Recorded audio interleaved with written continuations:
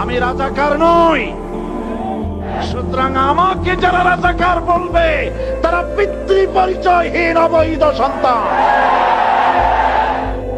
আমাকে রাজাকার বলে জনগণ থেকে বিচ্ছিন্ন করবা, জনগণ থেকে আমারে বিচ্ছিন্ন করা যাবে না। আজ আমাকে কথা বলতেই হবে ইনশাআল্লাহ, কারণ আগামীতে আবার আপনাদের সাথে দেখা হবে কিনা আমি জানি না। কথা বলতেই হবে। বিড়ালের মতো 500 বছর বেঁচে থাকার কোনো লাভ নাই। সিংহের মতো 1 ঘন্টা বাঁচতে চাই।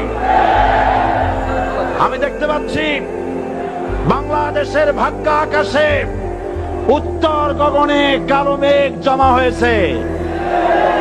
ঝড়ের পূর্বাভাস লক্ষ্য করছি।